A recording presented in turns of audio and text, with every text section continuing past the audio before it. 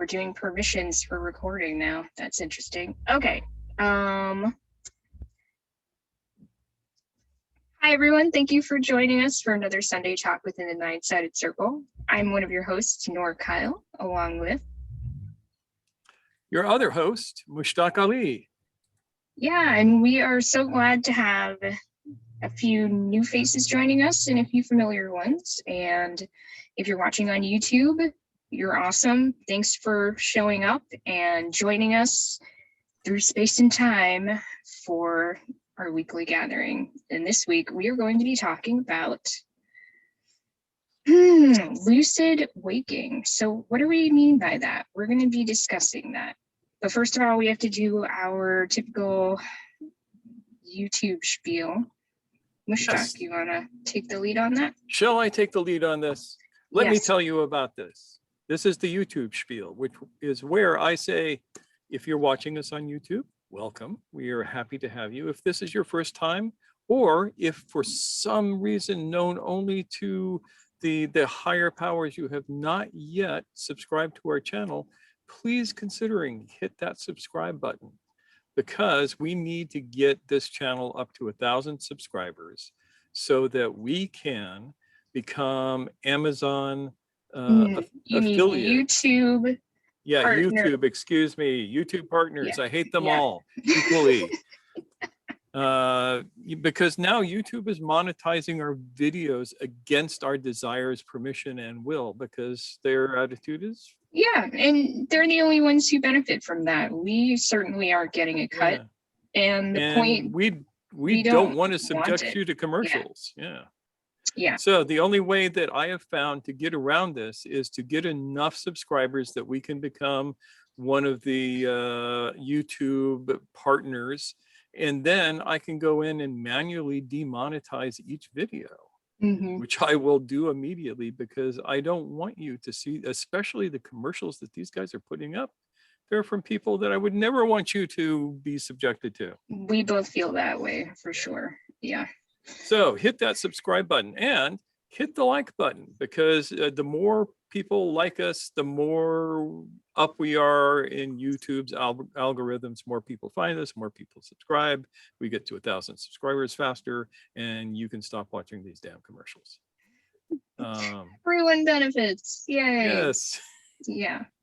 So there's that. And there is, Noor and I still have one slot each open for private consultations for anybody who has decided that they're crazy enough to want one. Yeah, and that's for, you know, week to week or every couple of weeks, but we can also do one-offs, and we're happy to accommodate those as well. Yeah. If someone just wants to check in, ask a few questions, seek a little support, that's cool with us too. Yeah. And what else do we? Oh, yes. This, you'll notice that we run this channel purely off of donation. We are not charging anybody anything. We don't have a Patreon or anything like that. And I'm here to tell you that if you were to make a donation, this would be the best possible time to do it. And what you get for your donation is our undying thanks, and we remember you to God daily. That's how we roll. Yeah. And I think if that's something you'd like to do, we have a link below to our PayPal. Yeah, we have a lot of expenses. We've had a lot of expenses in the last couple of months. We mostly run this channel out of our pockets and from what we make doing private work. And we've had to buy a new computer, and Nora's got a new camera, which is why she looks so gorgeous at the moment. Thanks. And so there we have it. Yeah. Our spiel. There we go. So that leads us right back full circle to tonight's topic. Are you awake or are you asleep? Lucid waking as practice. There we go. Now I remember it. So, what shall we say about this? Well, as someone mentioned previous to our getting the recording started, most people associate the word lucid with lucid dreaming, and that is relevant to our talk today. We are not talking so much specifically about lucid dreaming, but it certainly is a great way to describe what we're talking about in terms of lucid waking. So yeah, and that's actually where the technique originated. Yeah. So what was on your mind when you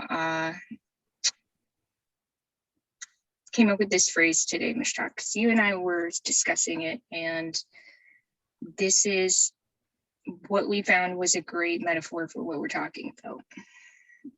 So tell us more about that. What was on my mind? Yeah. Well, I was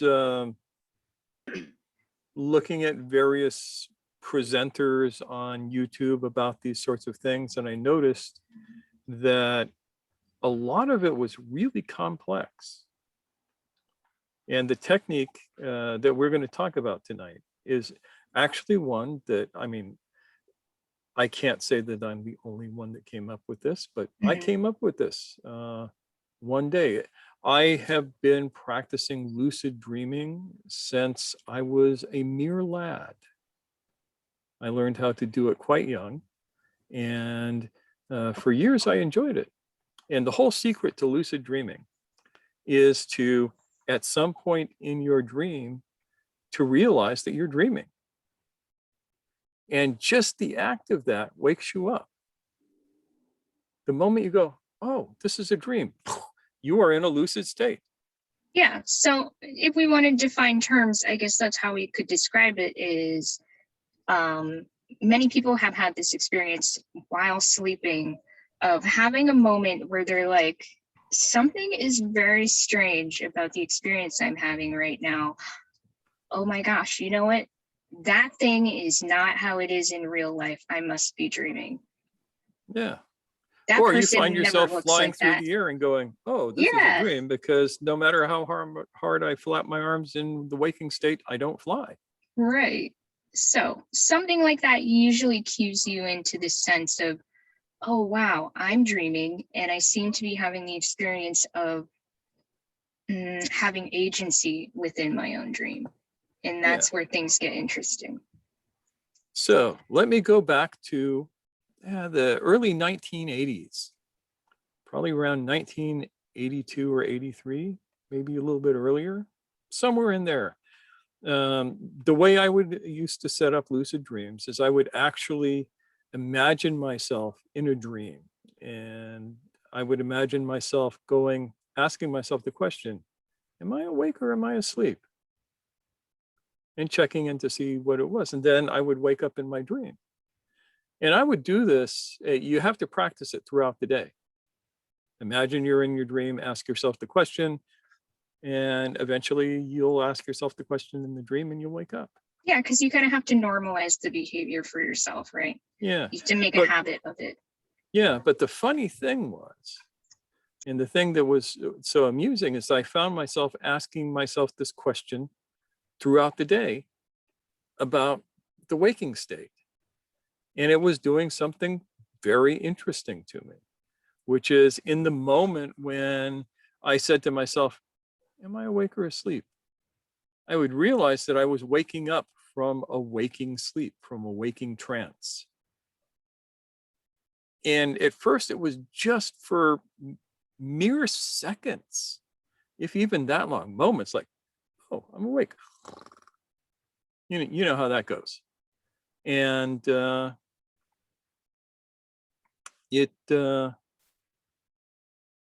it was so intriguing that I forgot about lucid dreaming for a long time. And I just practiced waking up in the so-called waking world. And through this one practice, I managed to cultivate an awakened state, a state of awakeness, a state that was separated from the waking trance that most human beings exist in most of the time. And that, as it happens, was every spiritual practice I ever did. That's what they wanted me to do. My teacher was incredibly happy that I was getting the awake state. And, you know, he had me doing different things. They worked too. This worked really good for me, though. This became my core question for years. Are you awake or are you asleep? Or am I awake or am I asleep? Because that's how I would ask myself. You got to ask yourself. You don't ask the other guy, because if some dude in your dream wakes up, it doesn't do you any good. You got to wake up in your dream. And consequently, you have to wake up in your waking state. Now, what happens the moment you ask yourself this, and I invite all of each of every one of you to ask yourself this question right now: am I awake or am I asleep? And check in and see which is true. And what happens is when you check in, you wake up. I think that you can't not wake up if you ask yourself that question. So it's a trick, and I love this trick, and I've used it ever since I figured it out. And then it's a matter of, oh, this is the waking state. Can I hold this state? And the answer is no, you can't. But with a little practice, you can hold it for a little bit longer. And a little practice, you can hold it for a little bit longer. And sooner than later, all of the other practice that you've learned, all of your breathing techniques, all of that kind of stuff begin to support holding this state.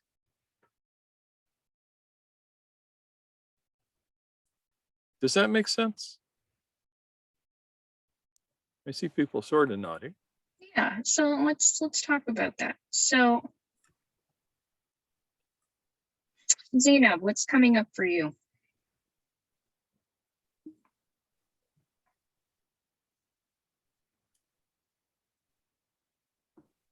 To navigate the point, not holding it. So yeah, as soon as you try to hold that awake state, you're asleep again. Yeah, it just runs right away. That's one of the paradoxes of these, because you can wake up, but if you try and be awake, you fall asleep. So you just have to wake up and just be in that present state for as long as you can.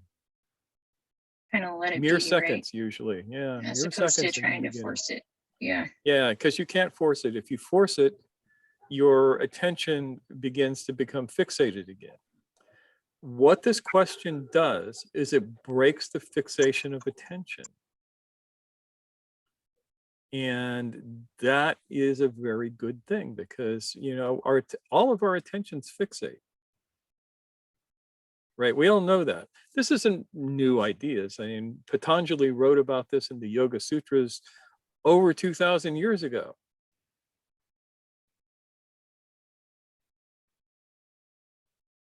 And he described it better than I ever will. You know, the first 4 lines of the Yoga Sutras, basically, it's the entire spiritual path. And it says, you know, here's the teachings of yoga. Yoga is the stopping of the twistings and turnings of the cognitive mind. When the mind is still, the witness sits in its proper place as that which witnesses the given of the universe. At all other times, the witness is identified with the objects given to consciousness. Boom, the whole situation right there. Yep. And this is just kind of putting that into action. This is a technique for putting that into action. Yeah. A very simple technique that costs you no money. You do not have to have a guru. You do not have to sign your life away to some religious organization. You just have to know the question. This will not work for everybody, as far as I can tell. It'll probably work for most of the people here, but no one technique of awakening yourself works 100% of the time for 100% of the people. But this one is one that can't hurt you. And so I can put it out publicly and say, try this, you might like it. It could be fun. And it just takes moments. Yeah. And that's it. It is a moment of lucidity in a world of sleep. And you might find that you like these moments of lucidity and would like to stay there. You don't have to stay there all the time. It's no fun being completely lucid while you're watching an adventure movie. You know, you have to let yourself kind of slip into the story for a little bit, but then you have to know how to get back out of that.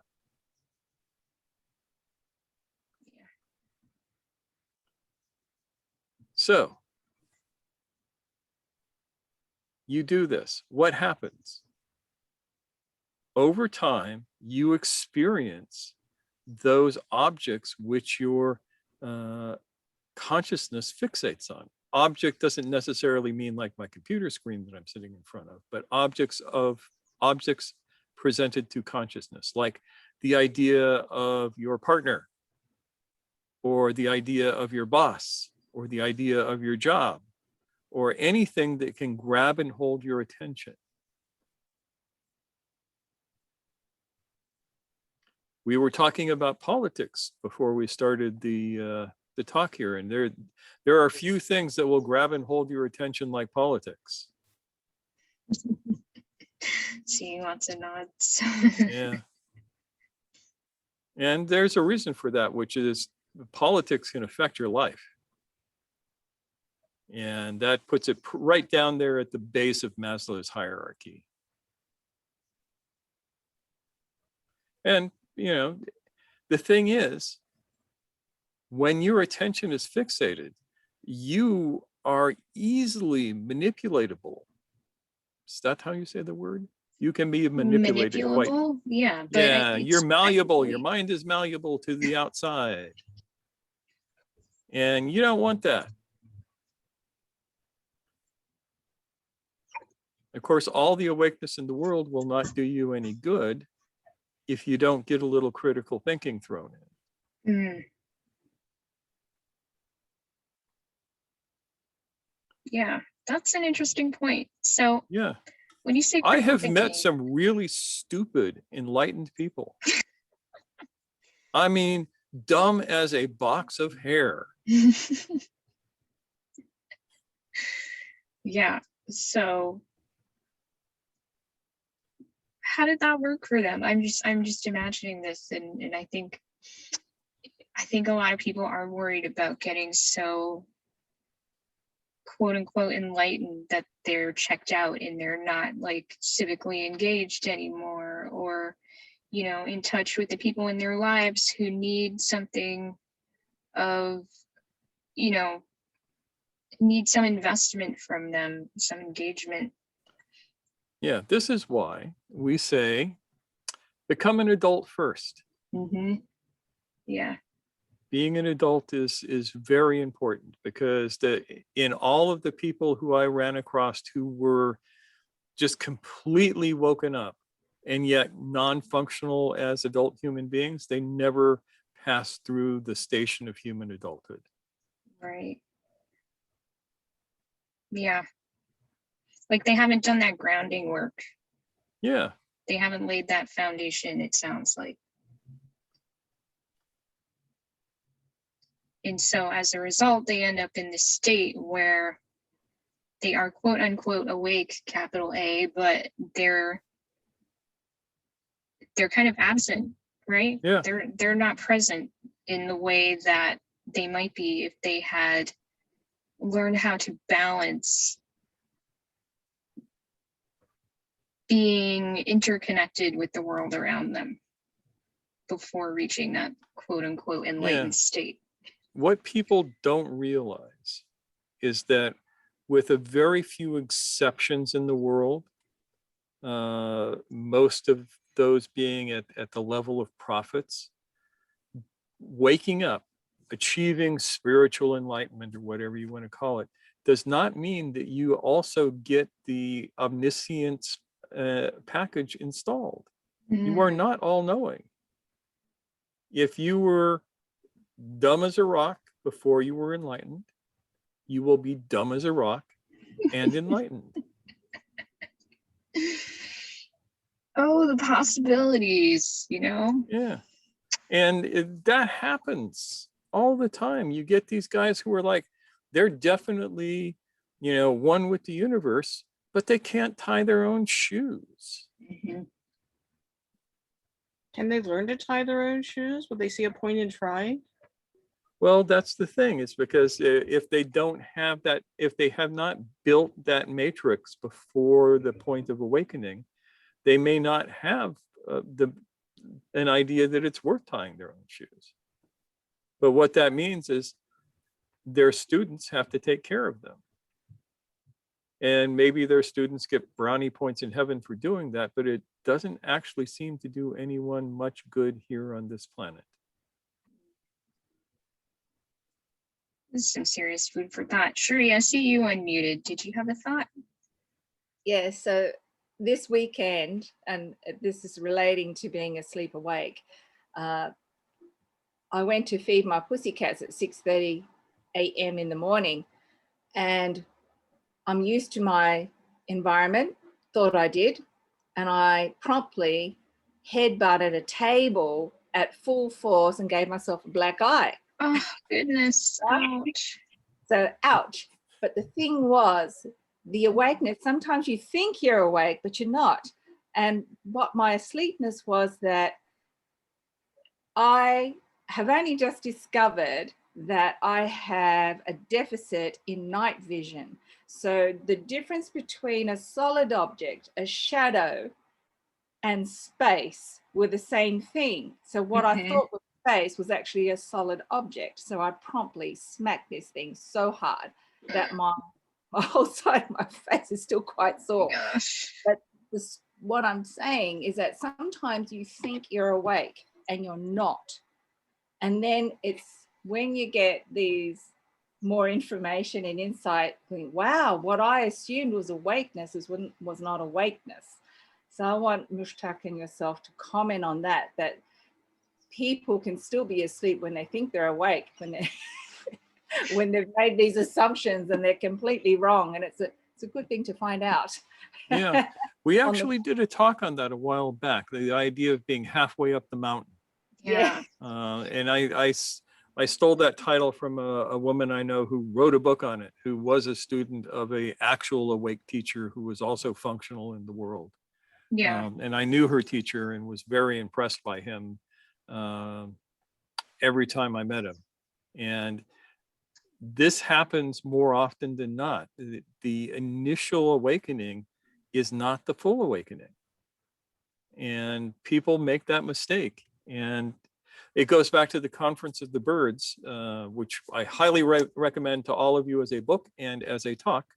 The idea of you go across these 7 valleys and, it starts out with thousands of birds and most of them drop by the wayside. They either die or they find some place that they really like and they stay there, or they get pissed off at the leader and go wandering off and starting their own bird group or any of that kind of stuff. And at the end of it, only 30 birds made it across all 7 valleys. This is a lot like that. Yeah. And then they got the surprise of their lives, but I'm not going to tell you what that is because I want you to either read the book or listen to the video. Leave some surprises. Yeah, but I will put a link up here right, somewhere. I'm making a list of things we want to add to our little end thing or link to. So I got you covered there. I mean, I've had my baby awakenings more recently than Mushtaq has, because he's come a long way compared to me. But I can speak to even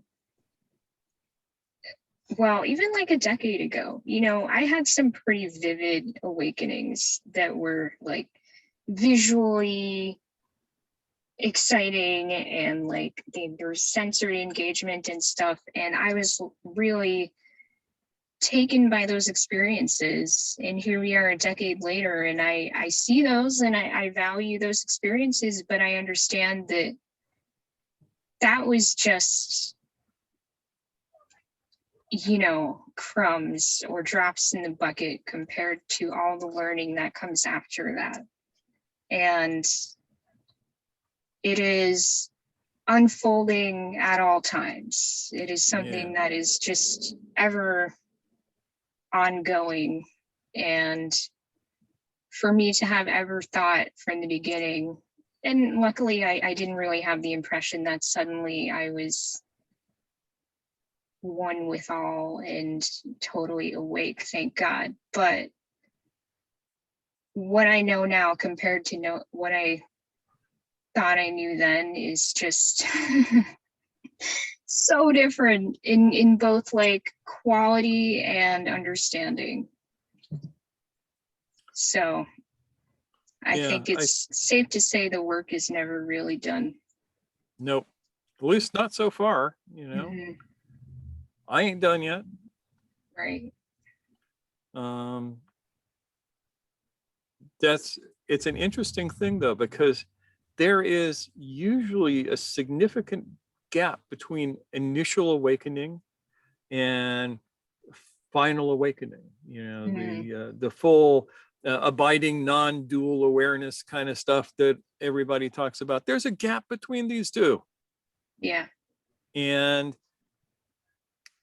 when you have your initial awakenings, you're like a baby who has just learned to talk. And you may make mistakes. And I will give you an example of this. I knew a guy back in the 70s. His name was Leonard. And he got into this whole rebirthing thing. And the way he got into it was by being taught a particular breathing practice. And he did the breathing practice, and he realized that that breathing practice allowed him to experience his birth trauma. And so he told everybody, hey, you can experience your birth trauma. And everybody got together and they got in hot tubs and they did the breathing practice and they experienced their birth trauma. Now, I thought that this was very interesting. And I used to go up to San Francisco and hang out with these guys at their place. It was 301 Lion Street, which is famous for a couple of different reasons, only one of which is good. But then 10 years later, I meet this other guy who's from Germany. And he has developed what I began to call re-deathing, because he had discovered or been taught the same breathing practice, but he believed that it would get you in touch with your death state. You would get to, re-death yourself and experience the death trauma and clear it out. And I listened to him talk, and he sounded so much like Leonard that I asked myself, what if this breathing practice just opens you up, and whatever it is that you think is going to happen or you are inclined towards will happen for you unless you are very careful. So I began to experiment with this breathing practice without any expectation of anything happening, which was tricky at first because I had already developed a couple of habits around it. And what I realized is that the breathing practice doesn't do anything about any kind of trauma, no rebirth trauma, no re-death trauma, no childhood traumas, nothing. It just opens you up to whatever you tell it to focus on. But it took me 10 years to figure that out. And a lot of people are still floating in hot tubs thinking that they are working out their birth traumas. So this is kind of a like dreaming versus lucidity thing. This is wake up and then immediately go right back into the dream because you think you know what's supposed to happen. Mm-hmm. Yep.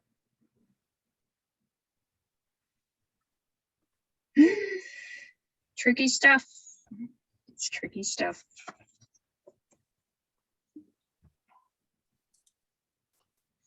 But that was an excellent example, Cherie. I mean, I know it's not, it was a painful one though, huh? Yeah. Ouch. I have that same problem though, actually, especially in the dark. Well, it's a great leveler, a humble thing to experience. To, if you had any high notions of yourself, it's actually a great blessing, because you don't get hooked up into something. And actually, I know I need to go and inquire about surgery and things like that. But aside from that, not my story, but all about awakening. It's just like, wow, sometimes we get focused, distracted, whatever, and we think we're on the right track and we're not. So thank you, Mushtaq, for telling us about that 10 years it took you to realize. But that's a very wonderful insight, you know, not good, not bad, not this, not that. Yep. And hopefully your eye will heal quickly. Or you can remember to tell them that you got in a fight with a bunch of bikers. And you won. And you won. You should see the other guys. Awesome. Cool. Mr. Keem, how are you doing? Are you on your drive or in work or whatever? I just want to check on you and make sure all is well over there. If you got any questions. Yes. Okay. I was wondering got it. When people Yes, become Nancy. lucid. Thanks. When people become lucid, what do they tend to be more aware of?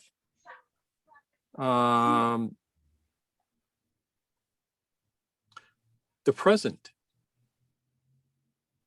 Okay. The present moment. Right where you're sitting now. So that includes both inner and outer. Inner and outer. When you wake up, the inner becomes quiet, and you can be aware of the silence inside while you're aware of the environment outside. It's like, as I sit here in awake state, I can allow the words to form. I'm aware of everything that's going on around me, including the plane that's flying overhead, the kids that are playing out behind my house, the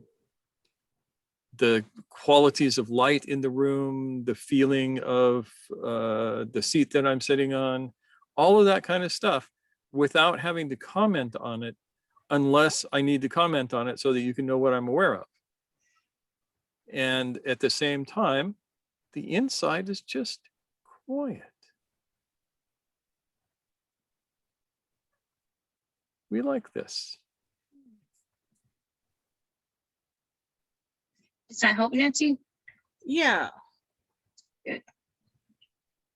Good question, though.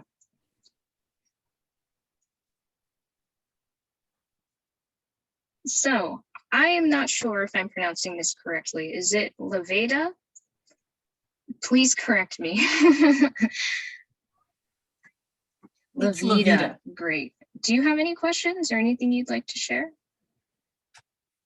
No, I've got like 2 pages of notes. I've been writing furiously. Very cool. Yeah.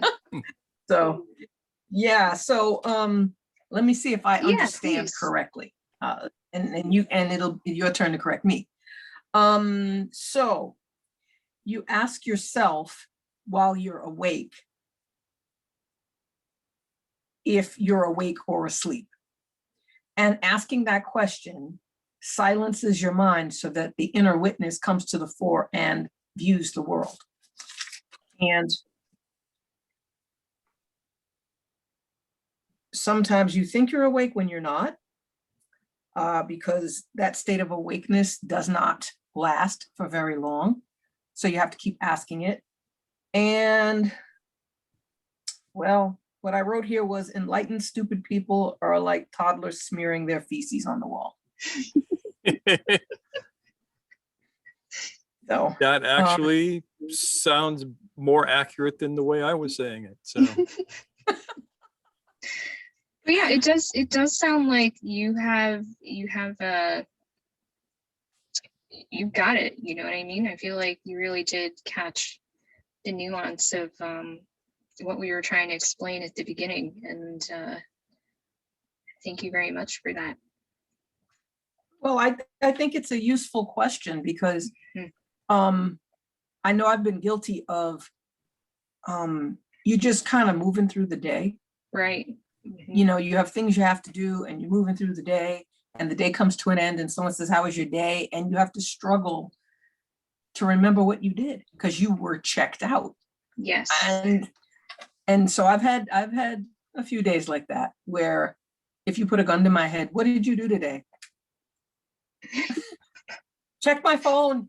Yeah. You know, Google will tell you where I've been. So it's a good question. I think it's a good question to ask. And are you on autopilot or are you actually thinking about what you're doing? Are you just playing out patterns that you've had in the past? Guilty. So I find I'm not coming to any more of these talks. This is like, get out of my head. I feel attacked. No. Oh man. I'm kidding. I'm kidding. Yeah. This was very good. I needed to hear this. So I've got some good notes here. So I'm excited about that. Well, I hope you can find comfort in the fact that honestly, I think most of us have had a very clear and regular experience of having been checked out over the past 13 or so months, because so many of us are, you know, in a way we have the privilege of being home a lot, but also the struggle of being home a lot, in that it does kind of numb you out and cause you to check out. Yeah. And if you were not one of the privileged to be home, if you were one of essential personnel who had to be out in the storm, sometimes the only way to get through the day was to be checked out. Just follow your training, do the next thing. So I think that there's going to be a time when that piper is going to have to be paid. Let's just hope it's not too soon. Yeah. Yep. But it certainly gives us something to work on in the midst of all the things that we do have happening right now. And as we've talked about this time around, this is such a quick practice, and it can be done while you're in the middle of doing the things that you need to do. And that's one of the great things about it, is that it is so accessible to just about anyone at any time. Yeah. And the only thing I would correct, if that's the right word, is that this state doesn't last very long unless you practice. The more you practice, the longer you hold it, till eventually it becomes the norm, and the sleep state is the uncommon state. And you save the sleep state for watching movies, reading novels, or being at boring meetings. Imagination land. Yeah. Yep. Yeah. Oh, yes. And what's nice is you can do it while you're driving. In fact, you really need it when you're driving. Too many people drive around unconscious. So, you know, as opposed to many meditative practices, they tell you, do not do this while you're driving. That's true. Yeah. No, you can definitely do this while you're driving, and it actually makes it more, the state, I find, holds longer, because it is imperative that you pay attention. You know, there are negative consequences that you will incur if you let yourself space out when you drive. True. So this will help you to go, oh, here I am, I'm awake, and I'm driving, and the world is going past. Yeah, except you aren't even having those thoughts come into your head, because you're just there. Yeah. Yep. Yeah. The narrativizing is absent. Yeah. I found some of the best thinking gets done when I'm driving, because I can't do anything else but drive. So the subconscious gets to work on all the stuff that's in the backlog, you know, in the hopper. The hopper, I like that. Yeah, you just kind of throw it back there. Eventually it gets worked on. Right. So we have a question from Mr. Keem. Mr. Keem asks, is waking up the same with the state of witnessing when thinking, feeling, etc.? Yes.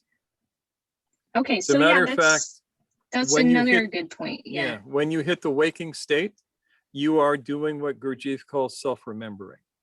Mhm. Yep. And we have a whole video on that specifically. And we may have even touched on this exercise during that talk. However, in any case, this is kind of like the straight path to doing what self-remembering is intended Yeah. to Yeah. And not the thing achieve, is, if but somebody affect. practices this diligently, my sense is that you don't need anything else. You can do this one practice, and if you kept doing it, you would end up being the Buddha. Mm.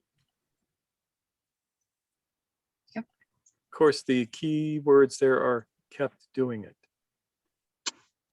Without getting stuck in stories about doing it Yes. or not doing it.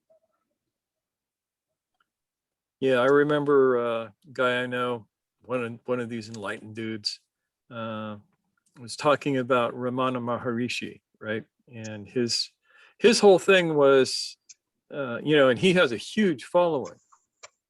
And his whole thing was, ask yourself, who am I? Keep asking until you know. Very simple, straightforward. And my friend observed, that is a quick trip to enlightenment. And then he asked, I wonder why there's all of these thousands of followers of Ramana and none of them are enlightened. What's up with that? And of course, the answer was, they aren't doing the practice. They're talking about the practice. They're thinking about the practice. They are writing dissertations on the practice, but they aren't doing the practice. Same with this. If you do this practice, it is almost impossible not to substantially wake yourself up.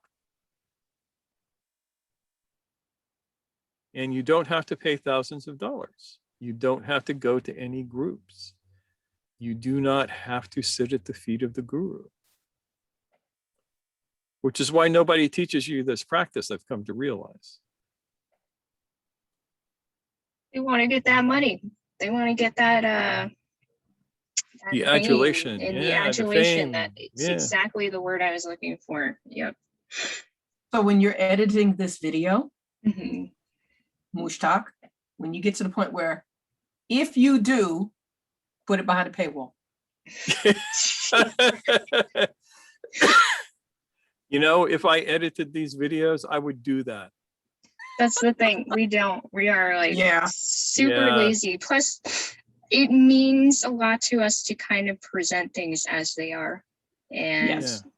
but nonetheless, that would be That's a pretty really good hysterical. idea. Yeah. I would laugh myself silly. Oh, Yes, you, I am being silly. Yeah. But Silly is that's good. what the other gurus do. It's like, well, the secret of life is, Yeah. send me money and I will tell you. Mhm. Yeah. And then they give you a little tiny bit, and by the time Yeah. you get it all, you're dead. So Yeah, and I would have to go, send me money and I'll tell you the secret of life. And they send me money and I go, there's no secret. Sorry, there's just no secret. There's never been a secret to life. well, if you're feeling ambitious with your editing, you could just have the thing, and the secret to life is, and then just have a frame that says paywall. That's incredibly tempting. I could put that in for about just 10 seconds. And see who You would- sticks around long enough to get the joke. You see right? why I was so happy that Levita showed up? She's an Yay. instigator. yes, but of course you wouldn't be thanking me when your inbox filled with angry emails from people who said, how dare you? Oh, I would love it. Actually, I would He love to eats get that all of stuff those up. angry. Yeah, I Yeah. thrive on that stuff. Ah, okay.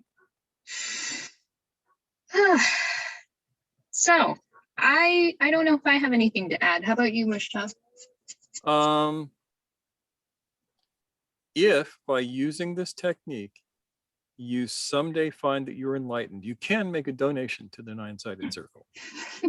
You could send us all your worldly goods because you won't need them anymore. How's that? That works. That's great. Bring it in. Bring it in. Yeah. Yep. Yeah, that's so any other questions on this? This is we meant this to be very, very simple this week, because last week we had to work our asses off. And yeah, last week was heavy. Yeah, do two things at once and all of that. And so this week we wanted to give you the simple, straightforward stuff without any embellishments.